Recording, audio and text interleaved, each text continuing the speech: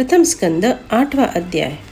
गर्भ में परीक्षित की रक्षा, कुंती के द्वारा भगवान की स्तुति और युधिष्ठिर का शोक। सूत जी कहते हैं, इसके बाद पांडव श्री कृष्ण के साथ जलांजलि के इच्छुक मरे हुए स्वजनों का तर्पण करने के लिए स्त्रियों को आगे करके गंगा तट पर गए। वहां उन सब ने मृत बंधुओं को जलदान किया और उनके गुणों का स्मरण करके बहुत विलाप किया। तदनंतर भगवान के चरण कमलों की धूलि से पवित्र गंगा जल में पुनः स्नान किया। वहाँ अपने भाइयों के साथ कुरुपति महाराज युधिष्ठिर, धृतराष्ट्र, पुत्र शोक से व्याकुल गांधारी, कुंती, द्रौपदी सब बैठकर मरे हुए स्वजनों के लिए शोक करने लगे। भगवान श्री कृष्ण ने धौम्यादि मुनियों के साथ उनको सांत्वना दी और समझाया कि संसार के सभी प्राणी काल के अधीन हैं, मौत से किसी को कोई बचा नहीं सकता। इस प्रकार भगवान श्री कृष्ण ने अजातशत्रु महाराज युधिष्ठिर को उनका वह राज्य जो धूर्तों ने छल से छीन लिया था वापस दिलाया तथा द्रौपदी के केशों का स्पर्श करने से जिनकी आयु क्षीण हो गई थी उन दुष्ट राजाओं का वध कराया। साथ ही युधिष्ठिर के द्वारा उत्तम सामग्रियों से तथा पुरोहितों से 3 अश्वमेध यज्ञ कराए। इस प्रकार युधिष्ठिर के पवित्र यश को 100 यज्ञ करने वाले इंद्र के यश की तरह सब और फैला दिया। इसके बाद भगवान श्री कृष्ण ने वहां से जाने का विचार किया। उन्होंने इसके लिए पांडवों से विदा ली और व्यास आदि ब्राह्मणों का सत्कार किया। उन लोगों ने भी भगवान का बड़ा ही सम्मान किया। तदनंतर सात्यकी और उद्धव के साथ द्वारका जाने के लिए वे रथ पर सवार हुए।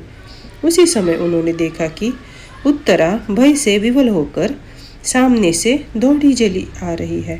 उत्तरा ने कहा, देवादिदेव जगदीश्वर, आप महायोगी हैं, आप मेरी रक्षा कीजिए, रक्षा कीजिए। आपके अतिरिक्त इस लोक में मुझे अभय देने वाला कोई नहीं है, क्योंकि यहाँ सभी परस्पर एक दूसरे की मृत्यु के निमित्त बन रहे हैं। प्रभु, आप सर्वशक्तिमान हैं। यह धकते हुए लोहे का बाण मेरी ओर दौड़ा आ रहा है। स्वामिन, यह मुझे भले ही जला डाले परंतु मेरे गर्भ को नष्ट न करे, ऐसी कृपा कीजिए। सूत जी कहते हैं, भक्तवत्सल भगवान श्री कृष्ण उसकी बात सुनते ही जान गए कि अश्वत्थामा ने पांडवों के वंशों को निर्बीज करने के लिए ब्रह्मास्त्र का प्रयोग किया है। शौनक जी, उसी समय पांडवों ने भी देखा कि जलते हुए 5 बाण हमारी ओर आ रहे हैं, इसलिए उन्होंने भी अपने अपने अस्त्र उठा लिए। सर्वशक्तिमान भगवान श्री कृष्ण ने अपने अनन्य प्रेमियों पर, चरणागत भक्तों पर बहुत बड़ी विपत्ति आई जानकर अपने निज अस्त्र सुदर्शन चक्र से उन निज जनों की रक्षा की। योगेश्वर श्री कृष्ण समस्त प्राणियों के हृदय में विराजमान आत्मा है। उन्होंने उत्तरा के गर्भ को पांडवों की वंश परंपरा चलाने के लिए अपनी माया के कवच से ढक दिया। शौनक जी, यद्यपि ब्रह्मास्त्र अमोघ है और उसके निवारण का कोई उपाय भी नहीं है, फिर भी भगवान श्री कृष्ण के तेज के सामने आकर वह शांत हो गया। यह कोई आश्चर्य की बात नहीं समझनी चाहिए, क्योंकि भगवान तो सर्वाश्चर्यमय है। वे ही अपनी निज शक्ति माया से स्वयं अजन्मा होकर भी इस संसार की सृष्टि, रक्षा और संहार करते हैं। जब भगवान श्री कृष्ण जाने लगे तब ब्रह्मास्त्र की ज्वाला से मुक्त अपने पुत्रों के और द्रौपदी के साथ सती कुंती ने भगवान श्री कृष्ण की इस प्रकार स्तुति की।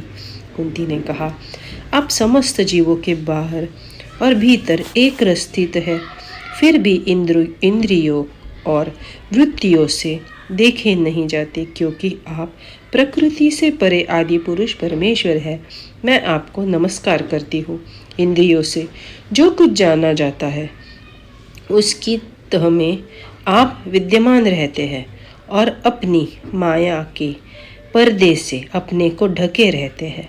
मैं अबोध नारी आप अविनाशी पुरुषोत्तम को भला कैसे जान सकती हूँ? जैसे मूढ़ लोग दूसरा वेश धारण किए हुए नट को प्रत्यक्ष देखकर भी नहीं पहचान सकते, वैसे ही आप दिखते हुए भी नहीं दिखते। आप शुद्ध हृदय वाले विचारशील जीवोन्मुक्त परम हंसों के हृदय में अपनी प्रेममयी भक्ति का सृजन करने के लिए अवतीर्ण हुए हैं। फिर हम अल्पबुद्धि स्त्रियां आपको कैसे पहचान सकती है? आप श्री कृष्ण वासुदेव देव की नंदन नंद गोप के लाडले लाल गोविंद को हमारा बार बार प्रणाम है, जिनकी नाभि से ब्रह्मा का जन्म स्थान कमल प्रकट हुआ है, जो सुंदर कमलों की माला धारण करते हैं, जिनके नेत्र कमल के समान विशाल और कोमल है,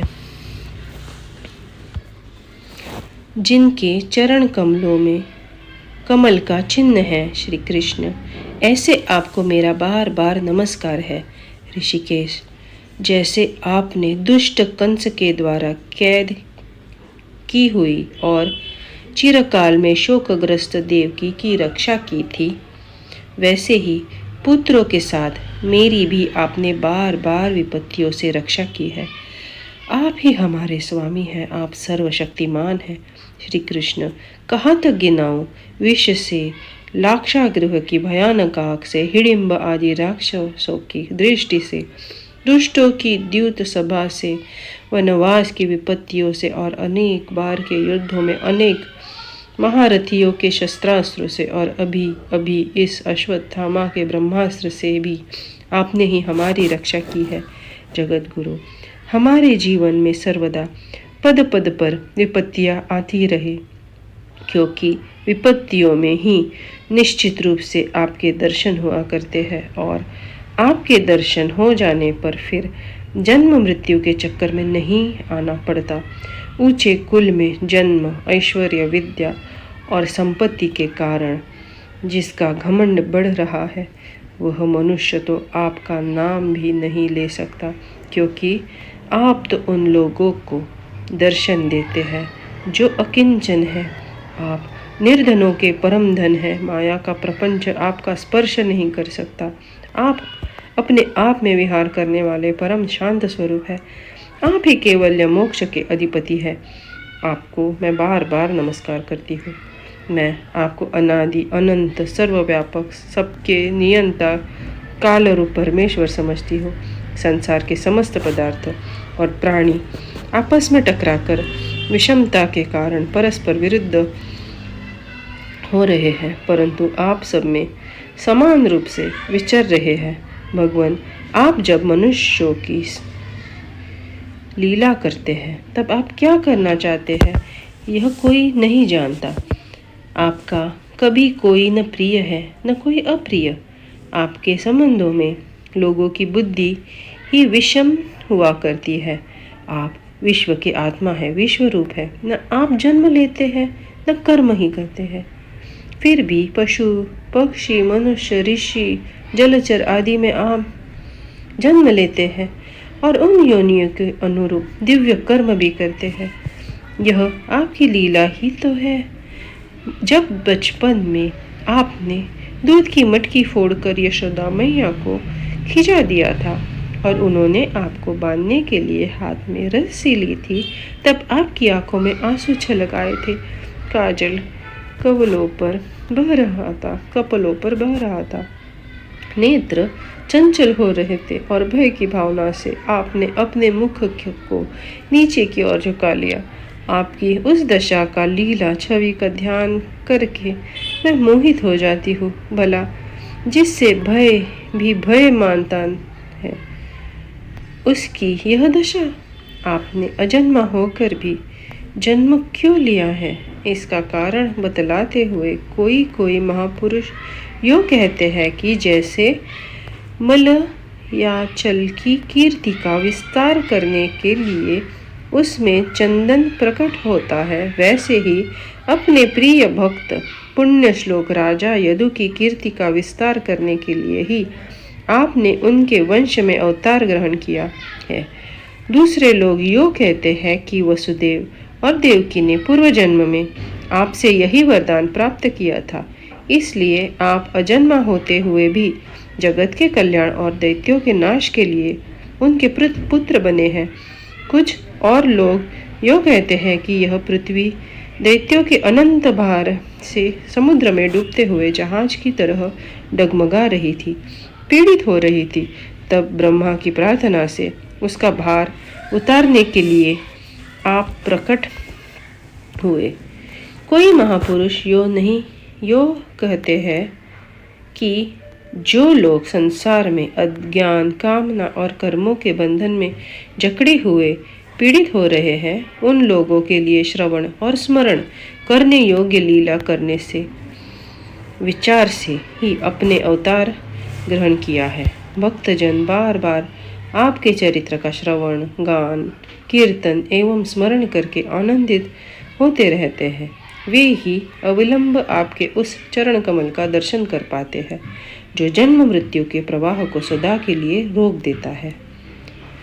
भक्त वांछा कल्पतरु प्रभु, क्या अब आप अपने आश्रित और संबंधी हम लोगों को छोड़कर जाना चाहते हैं? आप जानते हैं कि आपके चरण कमलों में अतिरिक्त हमें और किसी का सहारा नहीं है। पृथ्वी के राजाओं के तो हम यूं ही विरोधी हो गए हैं।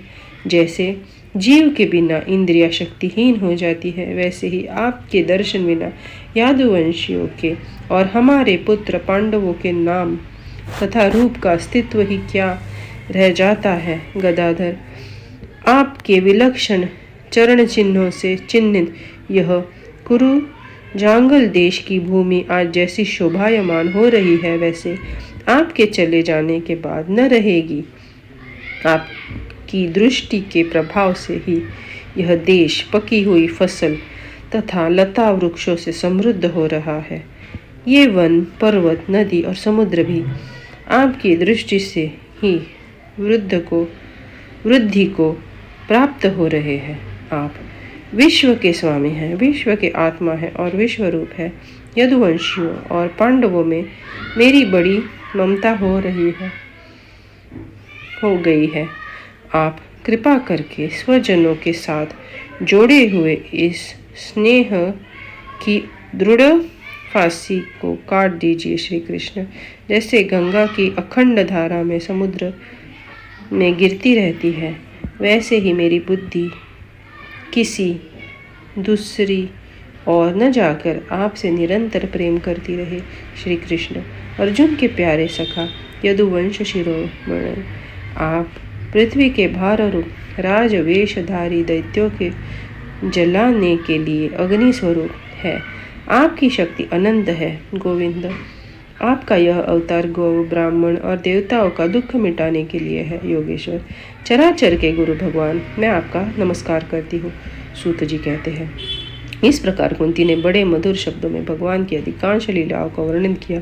यह सब सुनकर भगवान श्री कृष्ण अपनी माया से मोहित करते हुए से मंद मंद मुस्कुराने लगे। उन्होंने कुंती से कह दिया, अच्छा ठीक है। और रथ के स्थान से हस्तिनापुर लौट आए। वहाँ कुंती और सुभद्रा आदि देवियों से विदा लेकर जब वे जाने लगे, तब राजा युधिष्ठिर ने बड़े प्रेम से उन्हें रोक लिया। राजा युधिष्ठिर को अपने भाई बंधुओं के मारे जाने का बड़ा शौक हो रहा था। भगवान की लीला का मर्म जानने वाले व्यास आदि महर्षियों ने और स्वयं अद्भुत चरित्र करने वाले भगवान श्री कृष्ण को भी अनेकों इतिहास कहकर उन्हें समझाने की बहुत चेष्टा की, परंतु उन्हें सांत्वना न मिली, उनका शोक न मिटा।